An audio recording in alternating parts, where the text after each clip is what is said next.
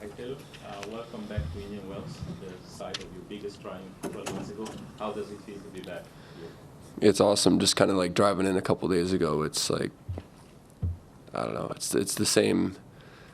I guess it's the same as always because I always love coming here. It's always a great feeling after coming here so much as a kid. But then, I guess especially after last year too, just so many good memories. So it's always just feels good to be back. Taylor, do you feel different as a player 12 months on with that under your belt and with some of the other successes you've had? I know you've been hoping to make more of a breakthrough at the Grand Slams since then, but do you feel different? Yeah, as a player, absolutely. I think last year when I came in here, I was ranked maybe like 19 or 17, something like that. I think I'd just broken into the top 20 for the first time. I was at my career high, so obviously now I'm coming back here a year later. I'm ranked 5, so it's, as a player, I'm a lot different, and I have higher expectations for myself. I think last year coming into this tournament, I wasn't even coming in thinking like I was gonna win, and now obviously once you do something once, now it's always a possibility. So I'm a much, I guess, improved player with higher expectations, and winning last year gave me a lot of confidence, obviously. Hi, Taylor. I'm just wondering if you could talk through the kind of recovery after that match in Acapulco. I saw your girlfriend put on Instagram that you were too stubborn to default, and I'm also just wondering, like, kind of reflecting on it now, do you wish you had defaulted at all? Like, No. your line. No, I don't. I feel 100% right now. It's not like I actually expected to be a lot more, I guess, sore the next day or two, considering I was full body cramping and everything. But I actually wasn't. I wasn't even really that sore the next day. So it didn't, and I would have taken the next day off anyway. I was traveling, so it hasn't affected any since the match. I guess not pulling out, playing everything I went through. It hasn't changed anything for me, so that's good. But that night after the match was absolutely miserable. It was one of the worst nights ever. I've full body cramped twice before, but both those times, you eat a little bit, you just drink fluids and you'll feel better. Couldn't do it this time. Every time I tried I drink peel, I drink anything, I would just throw it up. And then I would immediately start full body cramping again, and that process went on for like 4 hours the night after the match, and I couldn't get an IV because I guess IVs now are banned. You can't. It's doping. So it's just the repeating process of full body cramp, drink, feel better, throw up, start cramping again, and it was a tough night for me. Hi, Joe. The period before any big tournament is kind of fun. You just go through your memories, your imaginations. You talked about driving here. Just where did your mind go about past experiences here as a kid, and also in your own mind, just knowing that, hey, I actually won this thing?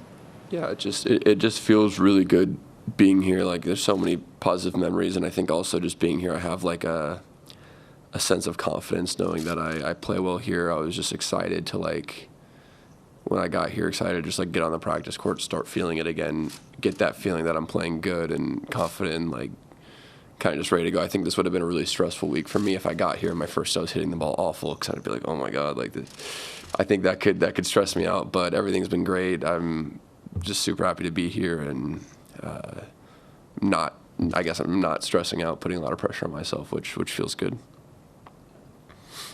Taylor, just on that stubbornness, that Morgan referenced in relation to Acapulco last week, and I think that was something that came out from your Netflix episode here last year, the sort of refusal to pull out of that final, and despite what your team was telling you, do you think your stubbornness is one of your greatest assets, or do you think it cost you ever? I think, if you talk to me, I think it's a really good asset, but I think it goes past being stubborn. I think one of my absolute best assets, if not my best asset as an athlete, as a tennis player, is my competitiveness and my fight, and I never wanna give up, and I love to compete, and like I have to be like about to pass out in order for me to pull out of a match. The only time I have ever pulled out was in Washington, and my vision was going blurry, and I was absolutely blacking out. And I had a previous incident like that where I continued to play, and I promised everyone around me that if that ever happened again, I would just pull out. So, but yeah, I think one of my best assets is just that competitiveness and that I guess drive. I hate to quit, and I hate to give up, and I always want to give it everything until the end. Going back to what happened last year and the fact that it was the subject of one of the Netflix series episodes, I was wondering, what did it feel like to see it from the outside instead of from the inside? And was there something in that production, apart from the entertainment, I use this term loosely because obviously it was a roller coaster day, was it something that you could get out of seeing that episode on the screen that you could take and use it for your development, for your personal development?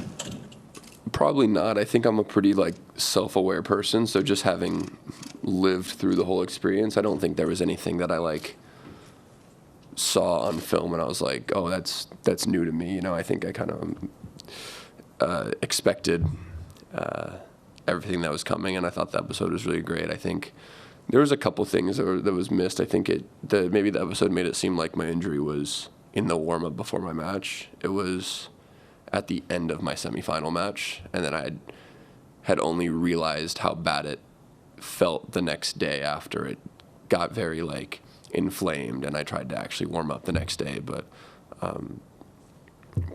personally, anything I saw, not necessarily. Yeller, congrats on your top 5 ranking. Thank you. I wanted to ask about that and personally your perspective on it. You've always been a person who's stated that you wanted more and you're ready for the next big thing. So now that you're in the top 5, what are you chasing now and what do you see for the future? I wanted to go year-end top 5. The main goals were obviously, after having a top 10 year, it's tough to sometimes back that up. So have another top 10 year. I want to push for ending the year in the top 5, and I want to push for a really big result at a Grand Slam, at least make a final of a Grand Slam, and I want to just give myself that opportunity to play for a title. And I think that the results I've been having and the tennis I've been having, I just need to deliver that on one of those weeks, and it's possible. So 5 right now, obviously. Will be taking a step back in the rankings if I don't defend the title this week. So if that happens, it happens. Everyone starts at 0 every year with the race. So I think where the race is at right now, I believe I'm 6 or 7 in the race, and we go from there.